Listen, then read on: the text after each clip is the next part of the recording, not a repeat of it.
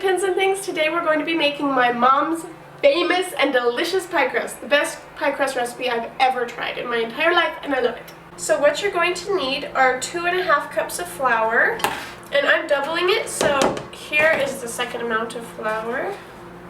Then you're also going to need 1/2 cup of sugar, 1/2 cup of shortening, 1 cup because I'm doubling it, 1/2 cup of butter, softened to room temperature, 1 teaspoon of salt, and a pinch of baking soda. And then we have 1/3 cup ice water that you will maybe not use the whole amount of, but you'll just add it to be able to make it to the right consistency. There's 3 ways you can mix it. You can use a pastry cutter, you can use a fork, or you can get down and dirty like I am and just use your hands. And I like to just squish all the shortening and butter and try and mix it together with the flour. I had to ask special permission to use this recipe because it's my mom's, and it is the best pie crust recipe ever. It is so good. She's won multiple pie contests with this recipe. And once you've got it to this crumbly consistency, just like that, really easily to break apart, but not quite strong enough to make a pie crust, that's where you take your ice cold water, up to 1/3 cup, and just pour in a little bit at a time, and then start mixing it again with your hands. And this is really where it's going to turn it into pie crust consistency. I love this recipe because you don't have to refrigerate it for any amount of time. Once you've mixed it together and you have your ice cold water and everything put in it, it's ready to go. And I think it's ready! There we go! Let's roll it out. So I have 2 sheets of wax paper, and I'm at a level where I can push down kind of hard with the rolling pin. Now I'm also going to be leaning up against this wax paper. So I'm going to split this pie crust dough into 4ths. So I'm just going to take one of the balls and kind of start to form it into a little bit more of a round circle. Put the wax paper on top of that.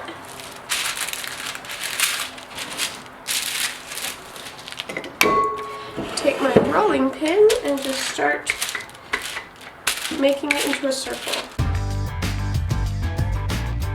There are lots of different ways to do your pie crust. One is to throw flour all over the table and just on your rolling pin and just roll it out. But then you kind of have to pick it up and fold it, and then set it in your pot or in your pie tin, and then unfold it.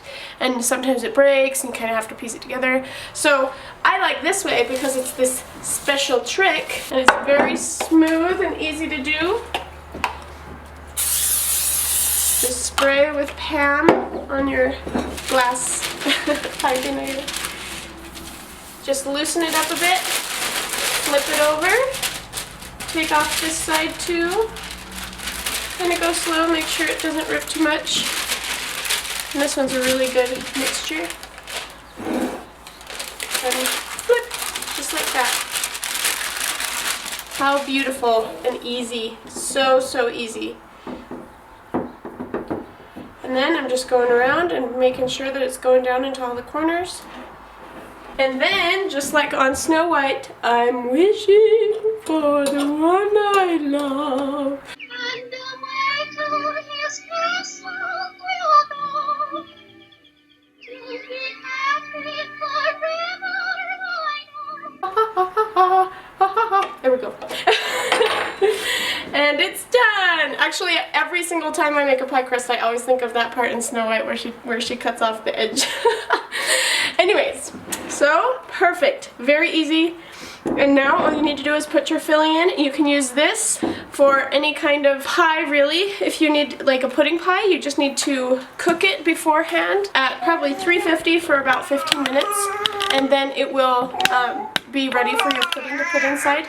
Another way to do it is just to put your filling inside and to follow the directions on whatever pie filling you're using. So for the top of the pie crust, you're just going to roll it out exactly the same as you would for the bottom half. Okay, so I'm just going to take the top of the wax paper off, and I'm going to take a star cookie cutter, or whatever cookie cutter you like, actually, you can use, but I have a star cookie cutter, and I'm just pushing all the way through, and then I'm taking a butter knife and making a cute little shooting star type design, or just shining star. There we go. Then I'm going to put this right back on top, kind of stick it on there, and put one hand underneath and one on top, and just flip it like that. And then, once I have my pie full, take off the bottom part first, and flip it over and peel off the top, and do the edge. Now I'm just kind of gently pushing it in on the edges to make sure that it's in the right spot. Now I've got my butter knife, and I'm just going to cut off the excess.